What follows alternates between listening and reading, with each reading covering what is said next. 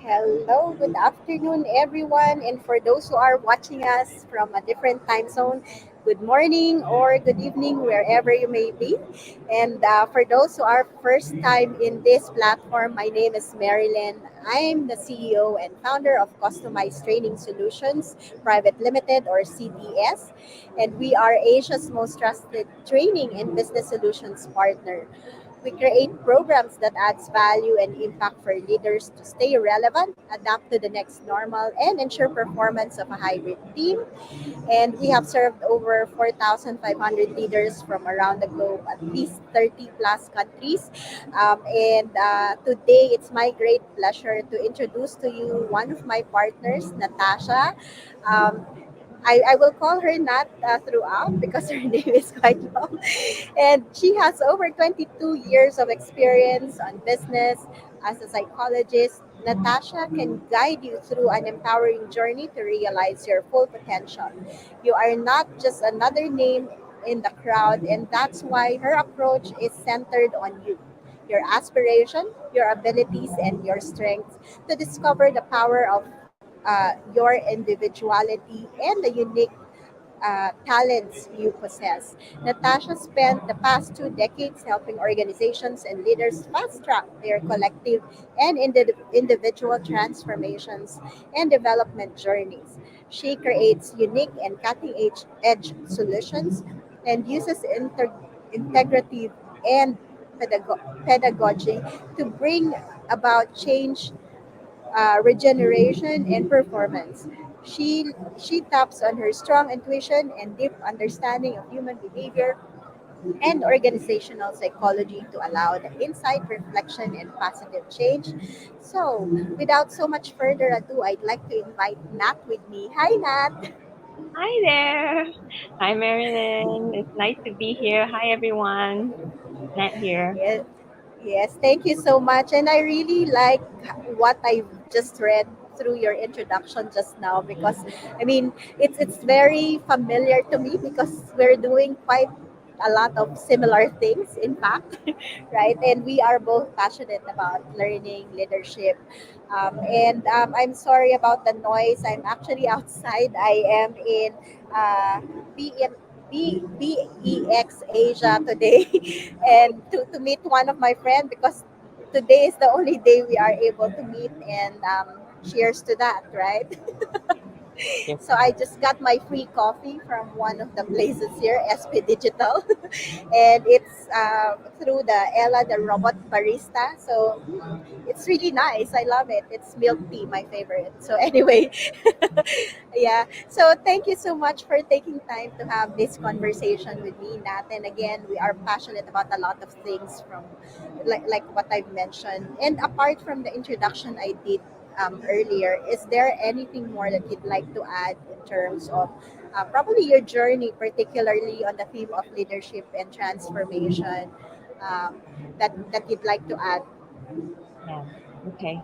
Well, yes. I think when it comes to leadership and transformation, I think the one biggest takeaway that I've had in all my years of experience is it is very individualized. Everybody has an approach. Everyone has, there's no one size fits all, right? Exactly. And yeah, and in this world of hyper personalization, I think it's even more and more so when you talk about leadership and transformation together. Um, you have to, as a leader, think about who you're leading and making these changes to, right? And there needs to be sort of almost a micro approach to everyone. And at the same time, when you put these two things together, leading transformation, that also calls for agility and sensitivity. When I say sensitivity, it's about sensing the current situation. What do you need? What are the signs that have been sent to you? And when you transform, yes, it's important to look at what other organizations have done historically, but then, make take those lessons and bring it back to your own. I really love how you introduce yourself, and it resonates a lot with me because, again, like the company name that I have is Customized Training Solutions, and I totally agree. Like how we have to actually customize the program, tailor it according to their needs, right? And at the end of the day, that actually gives them most result because it's contextualized, it's co-created, and it's customized based on their needs, whether it be on training, coaching, or even in consulting, right? So thank you so much for that additional introduction or information that you have shared with us. And so I got curious to know, like, who are actually your influencers, and what's your favorite leadership style that leads you to how you define what leadership is for you now? Influencers. Wow. Okay. Actually, I think that the influences that I have are sometimes faceless and not famous, but they are usually, I would say, all of them. If I look across everybody, they have the same qualities and characteristics, right? One, definitely they lead with their heart, and they don't just say it, they really listen and then walk the talk. So that's another. Um, of course, there's so many historically that have made such a strong impact. Um, some of them have a very dynamic approach, very in your face. Some of them have a very servant led, very quiet approach. Yeah. And all of these, again, right, I take lessons from and make notes, right, to learn, be more directive sometimes in when it calls for it, sometimes to be more servant led, yeah, when it calls for it. Thank you for sharing that with us. And again, like we all get our inspirations or influence from like the different experience we have and the different people that we meet along the way, right? So, yeah, thank you for sharing that with us. And before I proceed to the next question, I also wanted to invite our audience, especially those who are watching us live today, to join us in this conversation. Ask your question. Let us know what's your takeaway from whatever Nat will share with us. And I believe that Nat will be more than welcome to answer some of your additional questions apart from mine. So yeah, join us in this conversation. Um, so having said that, you've mentioned around the common characteristics of those people or leaders that has influenced you is really so much around leading with heart and walking the talk or lead by example, right? So from your experience as a corporate leader before and working with other corporate leaders now through leadership and training, coaching, what would you say would be the top three problems that leaders do normally face? Yeah, yeah.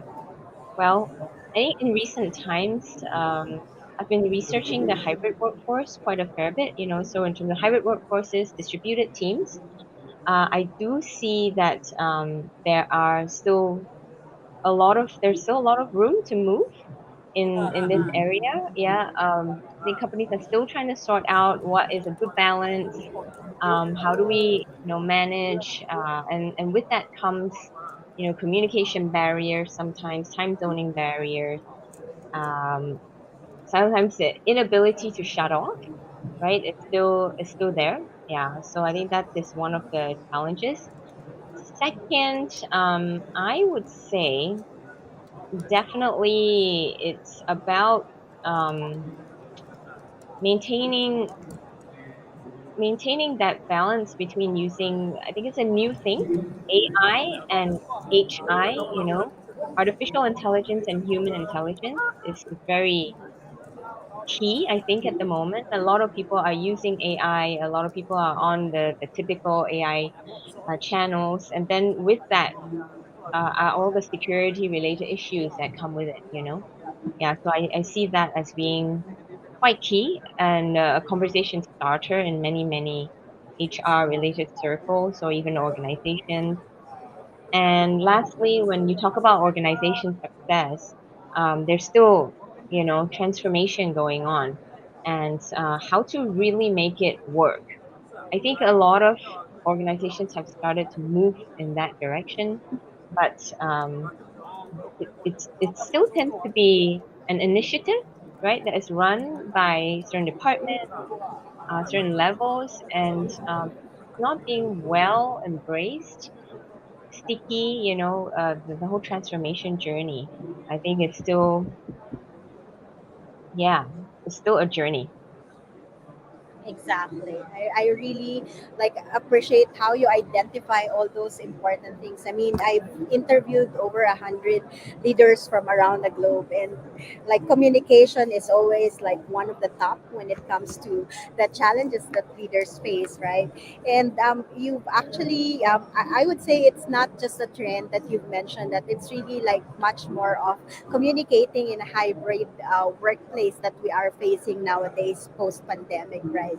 And it's interesting you mentioned around maintaining balance of AI and HI. Interestingly, I don't normally hear HI, but I mean AI has been a trend nowadays, right? We've always hear that a lot of events are like are looking at this, but in fact AI has been around for like I don't know te- uh, 1 2 decades already, right? Or even more, right? Yeah. So but at the same time it's really so much more of like how are you leveraging or balancing this as you mentioned, right? Between AI and the human intelligence as well, because I mean we have our challenges or limitations, but we also have like a lot of geniuses that we can um, tap on the same way as we do with AI, right? I mean, AI they don't have emotions. That's at least our advantage against it, right?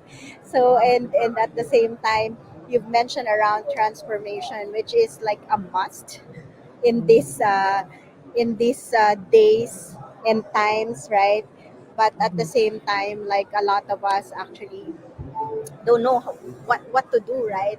It's really so much of I would say from my experience and what I see, it's really so much of like how are you actually integrating the uh, different resources as well as the different strengths that everyone has, right? From the people definitely as one of the first consideration that they have to look into, and how are they incorporating this in each and every department, because it's not just IT work, right? Because sometimes some people they think it's like, oh, the transformation, digital transformation, it's IT's job and all those stuff.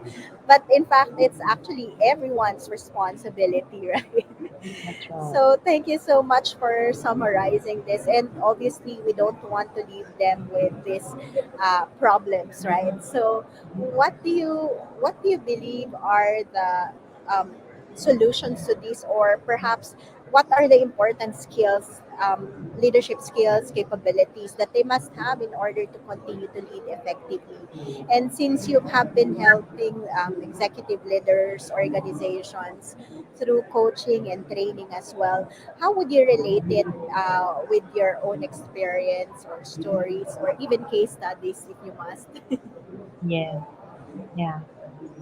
Definitely, I would say it's still nothing much has changed. We still need these skills, which are communication, Yeah, all the people related aspects, empathy, really putting yourself in someone else's shoes and then trying to show them what's in it for them, right? These things never change. I think, but certain things I do see as becoming much, much more important. Definitely the ability to adapt and change, and then to keep that growth mindset, that open mindset, because of the change that is imminent all the time. And lastly, I think because of AI and how it is sometimes so easy to fall in line with, just getting a machine to do something, right? You might forget, the why, the how of something. And I think understanding that is important. And what happens if you switch it off? Can we still make those decisions? And therefore, critical thinking is very important. Yeah. And sometimes I think of like my two daughters, right? If you start running really fast, which is what AI is, right? Before you know how to walk, crawl and walk, um, what happens if you take the rockets off, then you're lost. So that's my fear sometimes. Yeah, true, very true. And again, like it's a journey that goes back to what you've said earlier, right? It's a journey, whether it's learning, it's transformation, it's leadership. It's always been a journey, like to take, right? Like what you've said. Even as a person, you have to start by crawling before you can even walk and all those stuff, right? Oh, we have a message here. I just wanted to acknowledge Brigadier Sushil Basin. Loving the conversation, transformation, and thriving together is a great topic. Thank you so much. And what is HI? Oh, human intelligence. Yes, he got that in the end as well. So thank you, thank you. Actually, Nat has mentioned that it's yes, human intelligence.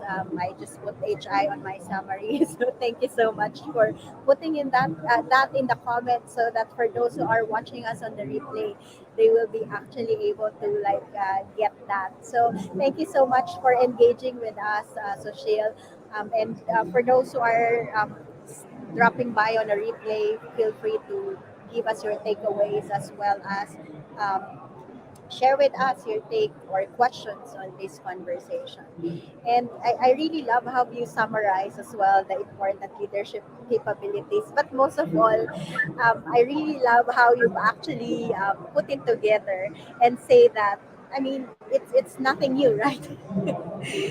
It's nothing new. It's always around communication, the skill of empathy as a leader, but adding the ability to adapt, keep an open mind, critical thinking, and then that goes back to like my point and advocacy that despite that a lot of companies are looking into technical or niche programs, right? Which I mean, that's where I started. I love it as well. But again, it's really having that balance of being able to provide not only those technical niche programs for your team, but also making sure that they're ready to engage with the rest of the team. They know how to lead. They know how. They know the life skill that they have to have, right? In short, right? So yeah, and how can AI? Oh, we have a question here from Samson Alhat. Hello there. How can AI and HI merge in all in oil and gas sector? Wow, that's a great question. What's your take on this? How can HI and AI merge in the oil and gas sector? I think, yeah, I think, we talked about AI and whether it's going to replace us. I don't think it will. It will help us to do things much more efficiently and much more effectively, and we must use them, right? So what I would say is that you won't be replaced by AI, sorry, but you will be replaced by people who use AI. Yeah, and then you link over to the HI, right? That said, tools in artificial intelligence is artificial, right? So it is only as good as what you feed it, right? So you have to feed it good stuff. It's almost like a plant. You gotta feed it good stuff, it will grow, right? and it will bear you good fruit. If you're feeding it junk, then it's gonna bear you bad junk. So that's why the human intelligence still sits on top of everything, and I think it will be that way for a long time. And Yes, exactly. don't take what AI gives you blindly, because I do find quite a lot of people do it. Like go on ChatGPT and then you just copy and paste, or right, this is the report that I wrote, and you have to, the human still needs to read it. Does it make sense? Is it contextualized, right? Can I add my human intelligence on top to make it human? Yeah, it's the important thing. Hmm. Yes, And I very think, true. yeah, and I was going to Sorry, say, right, anything? sorry, I wanted to contextualize this into oil and gas, right? I think this is kind of regardless wherever you go, but definitely you can use AI to make better predictions, better information gathering, better fusing of whatever data it is that you might need. Yeah. Thank you. Thank you so much. I hope you're very satisfied with what Nat has shared with us, Samson. And because I work a lot with oil and gas market, so I mean, I've been seeing like several trends of like how oil and gas is actually leveraging on technology. I mean, that includes AI, right? And but again, that goes back to what Nat said, right? That with all of these AI and technology that we leverage on, it's still human is has to be on top of it, right? So it's you who set it up. It's interesting when I actually got that certification around AI. Like, oh, it's interesting. They even have like DNI and like how diversity actually helps in the input, right? Because again, what you've said earlier, Nat, is that it has to be like fed with the right information and all those stuff. And again, it's also a leverage for, especially in the oil and gas, where it's very high risk and high investment type of industry, right? Where like there are areas where it's very dangerous for human to be in. So the more we incorporate technology, including AI, the more we're able to provide more safety for those people in the areas where it's very high risk or not as safe, right? Because I've seen like some of them using drone and satellite and all those stuff to incorporate in the operations as well. So at least that's like what we can it's really so much of leverage, and that's how you merge AI with HI, not only in the oil and gas industry but in every industry, I would say, right? Yeah. So, and Brigadier Social is also saying thank you. Great conversation. I strongly believe in collaboration, and you are bringing it in the forefront. Yes, I mean that's one the group COO of AirAsia, whom I've interviewed before. He said that if cash is king, collaboration is queen, and there you go. In front of you are queens, Queen Nat and Queen Marilyn, doing some collaboration here. And Samson says, "Thank you guys for your answer. You're welcome." And I mean your answer. Yes, thank you so much for engaging with us. Um, but that actually leads me, I believe, with my last question.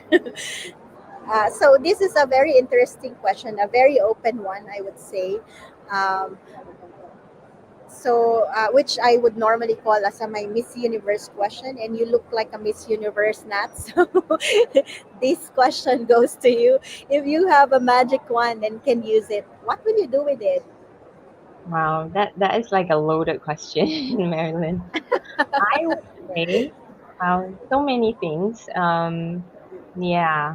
So of course, if I was tricky, then I would say I would use a magic wand to create, an infinite number of magic wands, but so I can keep using them forever and ever. I think it would be like to, yeah, to wave it over people, right, and really strike in them the want and the need to do better. And do better can be anything, right? Yeah, it can be to help somebody, it can be to help the environment, it can be to help themselves, it can be to, in the smallest of ways, and it could be in the biggest of ways. I think if everybody did that, we would see this big incremental jump. And yeah, so I hope that's Miss Universe enough for you.